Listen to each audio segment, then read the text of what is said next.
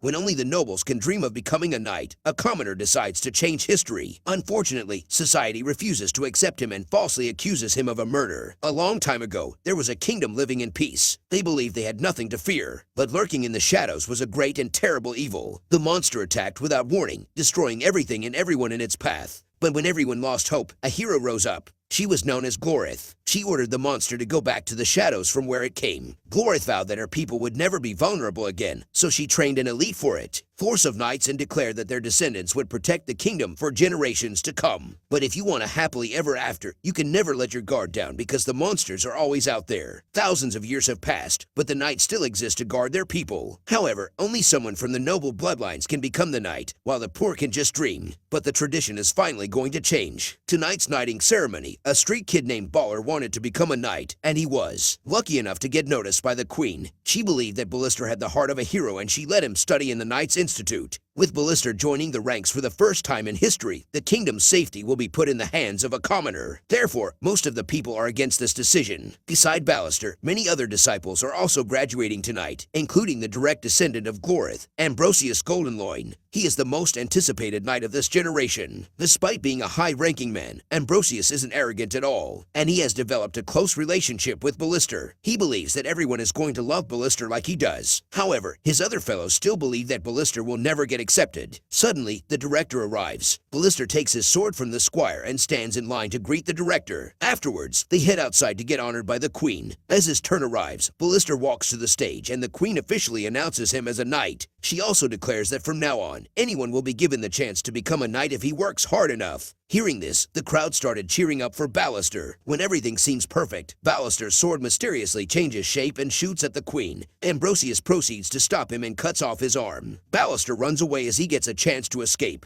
He doesn't know how this all happened, but now everyone believes he is the murderer. Ballister is hiding for days, looking for a way to prove himself innocent while everyone calls him the criminal. They believe that a commoner never deserved to become a knight, and the queen died because of her wrong decision. However, there's someone who finds Ballister worthy. It's a mysterious little girl named Nimona. She finds Ballister and offers to be his sidekick. She wants to help him take revenge against the cruel world who didn't accept him. She suggests taking over the government or killing the royal bloodline. She even prepared a murder wall to choose their next target. Ballister explains that he is not a villain. He is hiding a way to find the real murderer and prove himself innocent. Nimona offers to help him, but Ballister refuses to trust a weird stranger. Hearing this, Nimona rushes away as the knights are reaching their soon. Ballister gets caught and thrown in prison. The director comes to meet him and explain how foolish she feels. She and the queen trusted him and gave him a rare chance, but he disappointed them all. Ballister explains that he is not the murderer, and he requests to meet Ambrosius. But the director says Ambrosius is heartbroken after what he witnessed. He doesn't want to see Ballister ever again. After she leaves, Ballister finds Nimona calmly sitting in his cell. She believes that Ballister must have learned his lesson. He can't just convince others with his words. They all just see him as a villain no matter how hard he tries to prove his innocence. He has two choices. He can either break out of the prison with Nimona or die in the prison while waiting for justice. Nimona breaks the security system and escapes with Ballister. She plans to kill the guards in their way, but Ballister warns her not to be violent and sneak away quietly. Nimona can't help her extremist nature and keep destroying everything in her way. The guards follow them from all sides and they also encounter Ambrosius. His eyes are filled with distrust and disappointment. Nimona drags Ballister away as he is too stunned to move a muscle. He can't believe that the person who loved him also assumes him as the murderer. Nimona reminds him that they are stuck and she decides to use her hidden powers, but he warns Ballister not to panic. Saying this, she shapeshifts into a rhinoceros and runs towards the gate. On the way, she keeps changing herself from one animal to another and escapes all the guards. Nimona is celebrating their successful attempt, while Ballister falls unconscious by the shock. When he wakes up, he assumes that everything was a dream. Nimona advises him to stop freaking out and accept reality. Ballister asks if she is a monster and Nimona gets angry. She hates being called a monster just because she is different. Ballister understands her situation, but wants to ask her one last question. Why is she helping him? Nimona is doing this all just because she finds Ballister similar to her. Everybody hates him, too. Ballister stops asking questions and starts thinking of their next move. The squire who had brought his sword must know how the sword got exchanged. They must get him to know the truth. Nimona is ready to help again, but Ballister feels unsure because of her unpredictable nature. But he has no other option, so he eventually agrees. Meanwhile, the knights are feeling sorry for the destruction of the Institute. They start blaming Ambrosius for supporting a villain like Ballister. Ambrosius also regrets his choice and decides to take down Ballister by himself.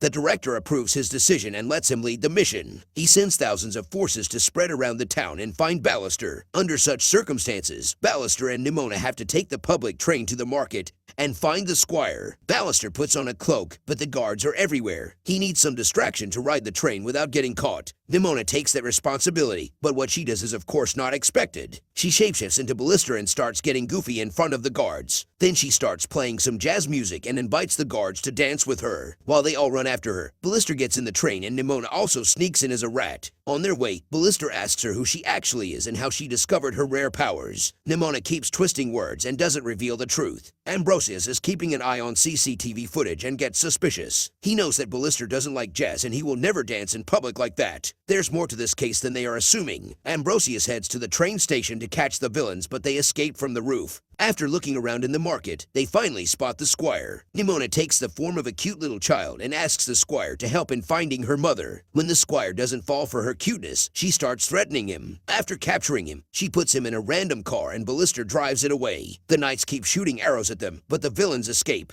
One of them hits Nimona's leg. Ballister carefully pulls it out and bandages her leg. But Nimona doesn't react at all. She has faced more painful things than this little wound. Afterwards, they open the car trunk and question the squire. He also wanted to reach out to Ballister, but couldn't do that in time. He was shooting a video in the storage room on the night of the ceremony. He heard someone coming and hid in the closet. The director stepped in and switched Ballister's sword. She is the one who killed the queen. Ballister takes the phone and lets the squire go. Nimona suggests uploading the video on the internet and letting the world see the true face of the director, but Ballister doesn't want to harm the image of the Knights Institute. He wants to give the proof to Ambrosius. Nimona reminds him about his arm, but Ballister believes that Ambrosius didn't mean to cut his arm. He was disarming the weapon. The Knights are trained to take such harsh actions in case of an emergency. Nimona keeps stopping Ballister and asks him to question whether it is worthy to save the Institute. Why does it even exist? And why the kingdom is trapped in walls when it hasn't seen what is on the other side? Whom they are protecting themselves from innocent villains like Ballister or harmless monsters like Nimona. Despite this explanation, Ballister still believes in Ambrosius